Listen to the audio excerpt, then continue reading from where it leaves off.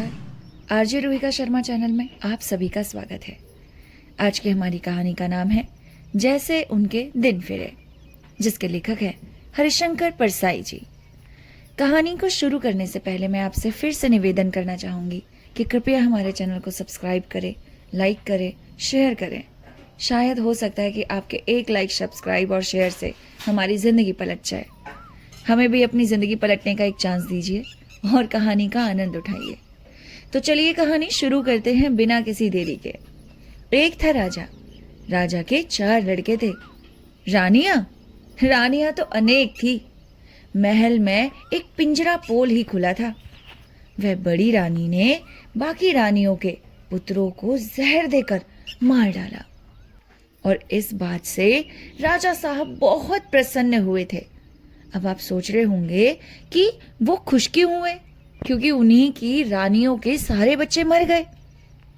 क्योंकि वे नीतिवान थे और जानते थे कि चाणक्य का आदेश है राजा अपने पुत्रों को भेड़िया समझे। क्योंकि आपको तो पता ही है, उस समय राजा के जो पुत्र होते थे ना, राजा को ही हमेशा मरवा देते थे उनके सिंहासन के लिए। इसलिए राजा खुश हो गया कि चलो, मेरा काम तो मेरी रानी ने ही आसान कर दिया। बड़ी रानी के चारों लड़के जल्दी ही राजगद्दी पर बैठना चाहते थे, इसलिए राजा साहब को बूढ़ा होना पड़ा। एक दिन राजा साहब ने चारों पुत्रों को बुलाकर कहा, पुत्रों, मेरी अब चौथी अवस्था आ गई है। दशरथ के कान के पास के केश श्वेत होते ही राजगद्दी छोड़ दी थी। मेरे बाल खिचड़ी देखते हैं। यद्यपि जब खिजाब खुल जाता है तब पूरा सर श्वेत हो जाता है। मैं संन्यास लूंगा, तपस्या करूंगा। उस लोक को सुधारना है ताकि तुम जब वहां आओ तो तुम्हारे लिए मैं राजगद्दी तैयार करके रखूं। आज मैंने तुम्हें ये बतलाने के लिए बुलाया है कि गद्दी पर 4 के बैठ सकने लायक जगह नहीं है। अगर किसी प्रकार चारों समा भी गए तो आपस में धक्का मुक्की करोगे और सभी के सभी नीचे गिर जाओगे। मगर मैं दशरथ सरीखी गलती नहीं करूंगा कि तुम में से किसी के साथ पक्षपात करूं। मैं तुम्हारी परीक्षा लूंगा। तुम चारों ही राज्य से बाहर चले जाओ। ठीक 1 साल बाद इसी फाल्गुन की पूर्णिमा को चारों दरबार में उपस्थित होना। मैं देखूंगा कि इस साल में किसने कितना धन कमाया और कौन सी योग्यता प्राप्त की। तब मैं मंत्री की सलाह से, जिसे सर्वोत्तम समझूंगा, राजगद्दी दे दूंगा। जो आज्ञा पिताजी, कहकर चारों ने राजा साहब को भक्तिहीन प्रणाम किया और राज्य के बाहर चले गए। पड़ोसी राज्य में पहुंचकर चारों राजकुमारों ने रास्ते अलग कर दिए और अपने अपने रास्ते पर चल दिए, अपने पुरुषार्थ और किस्मत को आजमाने के लिए। ठीक 1 साल बाद फाल्गुन की पूर्णिमा को राजा साहब ने अपने पुत्रों को हाजिर करवाया। राज सिंहासन पर राजा साहब विराजमान थे। उनके पास ही कुछ नीचे आसन पर प्रधानमंत्री बैठे थे। आगे भाट, विदूषक और चाटुकार शोभा पा रहे थे। राजा ने कहा, पुत्रों, आज 1 साल पूरा हुआ। तुम सब यहाँ हाजिर हो गए हो। मुझे उम्मीद है कि इस साल तुम में से 3 या बीमारी के शिकार हो जाओगे या कोई एक शेष तीनों को मार डालेगा और मेरी समस्या हल हो जाएगी। लेकिन तुम तो चारों यहाँ खड़े हो। खैर, तुम में से प्रत्येक मुझे बतलाए कि किसने 1 साल में क्या काम किया, कितना धन कमाया और राजा साहब के लायक बने। तो अब राजा साहब ने बड़े पुत्र की ओर देखा। बड़ा पुत्र हाथ जोड़कर बोला, पिताजी, मैं जब दूसरे राज्य में पहुंचा तो मैंने विचार किया कि राजा के लिए ईमानदारी और परिश्रम बहुत आवश्यक गुण हैं। इसलिए मैं एक व्यापारी के यहाँ गया और उसके यहाँ बोरे ढोने का काम करने लगा। पीठ पर मैंने 1 वर्ष बोरे ढोए हैं, परिश्रम किया है, ईमानदारी से धन कमाया है।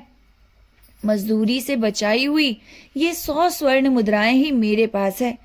मेरा विश्वास है कि ईमानदारी और परिश्रम ही राजा के लिए सबसे ज्यादा आवश्यक है और मुझ में ये है। इसलिए पिताजी, राजगद्दी का अधिकारी मैं हूं। वह मौन हो गया। राजसभा में सन्नाटा छा गया। राजा ने दूसरे पुत्र को संकेत किया। पुत्र, तुम आओ।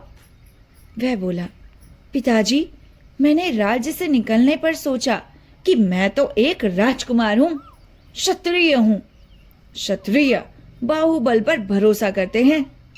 इसलिए मैंने पड़ोसी राज्य में जाकर डाकुओं का एक गिरोह संगठित किया और लूट मार करने लगा। धीरे धीरे मुझे राज्य कर्मचारियों का सहयोग मिलने लगा और मेरा काम बखूबी चलने लगा।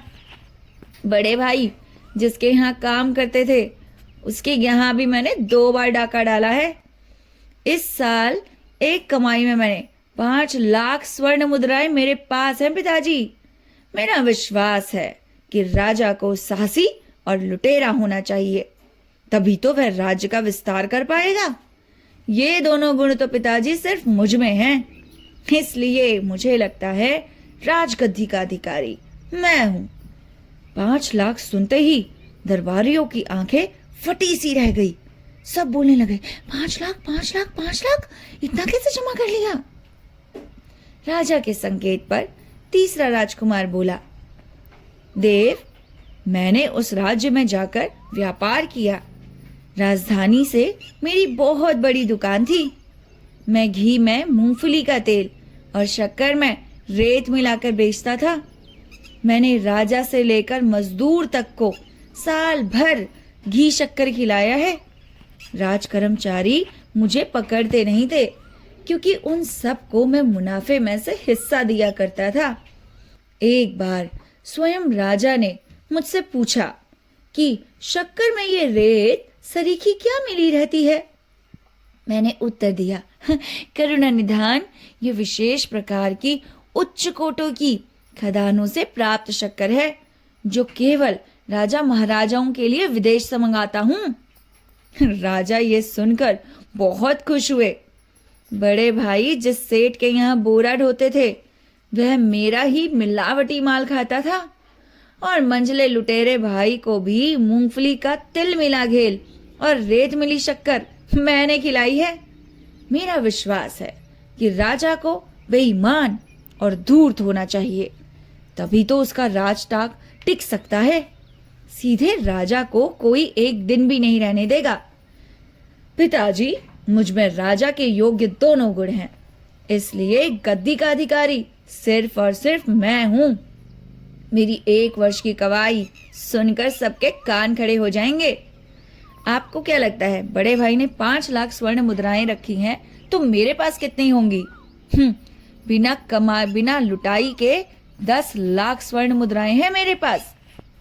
10 लाख सुनकर दरबारियों की आंखें फिर से फटी की फटी रह गई।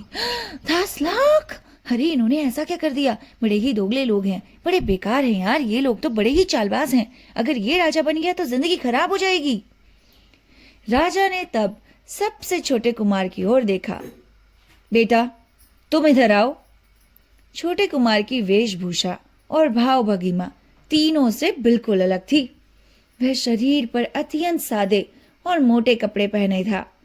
पांव और सर नंगे थे। उसके मुख पर बड़ी प्रसन्नता और आंखों में बड़ी करुणा थी। वह बोला, पिताजी, मैं जब दूसरे राज्य में पहुंचा तो मुझे पहले तो ये सूझा ही नहीं कि मैं क्या करूं।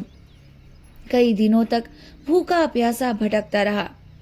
चलते चलते एक दिन मैं एक अट्टालिका के सामने पहुंचा। उस पर लिखा था सेवा आश्रम। मैं भीतर गया तो वहां 3-4 आदमी बैठे ढेर की ढेर स्वर्ण मुद्राएं गिन रहे थे। मैंने उनसे पूछा, भद्रो, तुम्हारा क्या धंधा है? इतनी सारी स्वर्ण मुद्राएं तुम कहां से लेके आए? उनमें से एक बोला, त्याग और सेवा। मैंने पूछा, भद्रो, त्याग और सेवा तो धर्म है, ये धंधे कैसे हुए? वह आदमी चिढ़कर बोला, अबे तेरे समझ में बात नहीं आएगी, चल निकल, अपना रास्ता देख। स्वर्ण पर मेरी ललचाई दृष्टि अटकी थी। मैंने पूछा, भद्रो, तुमने इतना स्वर्ण कैसे पाया? वह आदमी बोला, अरे धंधे से। मैंने पूछा, लेकिन कौन सा धंधा? वह गुस्से में बोला, अभी बताया ना, सेवा और त्याग। बहरा है क्या? सुनाई नहीं देता? चल निकल यहां से। उनमें से एक को मेरी दशा देखकर दया आ गई। उसने कहा, तू चाहता है? मैंने कहा, मैं भी आपका धंधा सीखना चाहता हूं।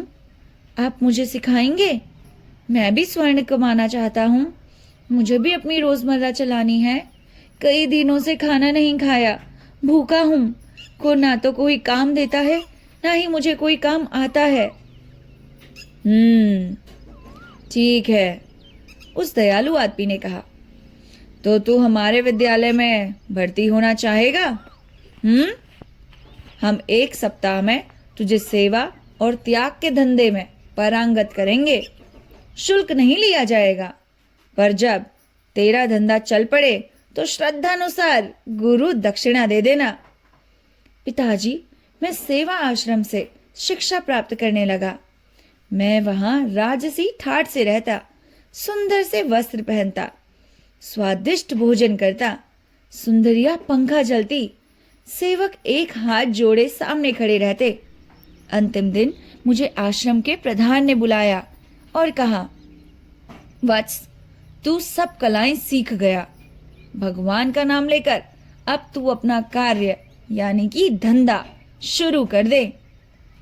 उन्होंने मुझे ये मोटे सस्ते वस्त्र दिए और कहा, सुन, बाहर से तुझे सिर्फ और सिर्फ यही कपड़े पहनने हैं। कर्ण के कवच कुंडल की तरह ये बदनामी से तेरी रक्षा करेंगे। जैसे कर्ण भगवान का कवच कुंडल था, वैसे ही ये मोटे कपड़े कभी तुझे बदनाम नहीं होने देंगे। जब तक तेरी अपनी अटलिका नहीं बन जाती तो इस भवन में रह सकता है। जा, भगवान तुझे सफलता दे। बस पिताजी, मैंने उसी दिन मानव सेवा संघ खोल दिया। प्रचार कर दिया कि मानव मात्र की सेवा करने का बीड़ा हमने उठाया है। हमें समाज की उन्नति करनी है और देश को आगे बढ़ाना है। गरीबों, भूखों, नंगों, अपाहिजों की हमें सेवा करनी है। हर व्यक्ति हमारे इस पुण्य कर्म में हाथ बटाए, हमें मानव सेवा के लिए चंदा दे। सभी के घर जाने लगे। माता, अगर आपको भी मानव सेवा करनी है तो अपना योगदान जरूर दे। गौ माता के लिए, अपंगों के लिए, विधवाओं के लिए, इन सभी के लिए हमने केंद्र खोला है। अपना योगदान देकर जन्नत नसीब करे, आपको भी स्वर्ग मिलेगा। अगर आपको भी ऐसा ही स्वर्ग चाहिए तो जल्दी से जल्दी आप लोग हमारे चैनल को सब्सक्राइब कीजिए गाइस। तो चलिए कहानी को आगे लेकर चलते हैं। उसके बाद छोटा वाला बेटा कहता है, इसी प्रकार पिताजी, मैंने ये सारे पैसे और रुपये इकट्ठा किए हैं। पिताजी उस देश के निवासी बड़े भोले हैं। ऐसा कहने से वो चंदा देने लगे। मझले भैया से भी मैंने चंदा लिया था। बड़े भैया के सेठ ने भी दिया और बड़े भैया ने भी पेट काट कर 2 मुद्राएं रख दी।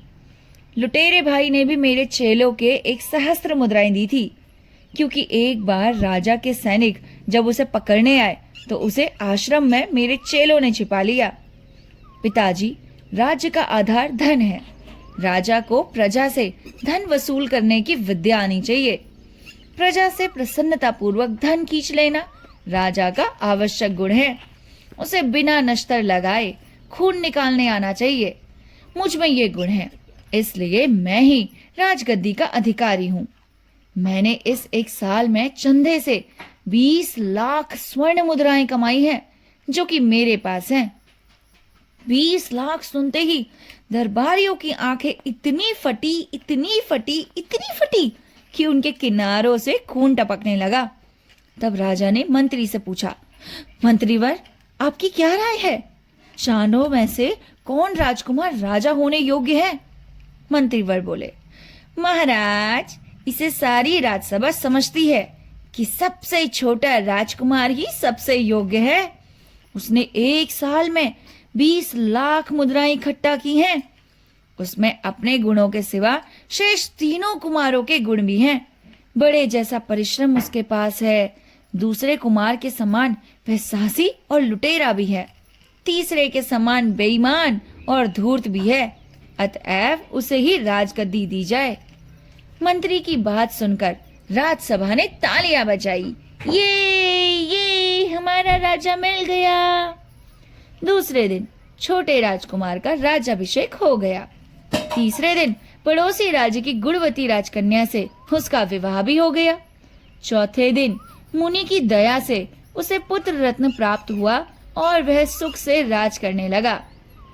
कहानी थी सो खत्म हुई।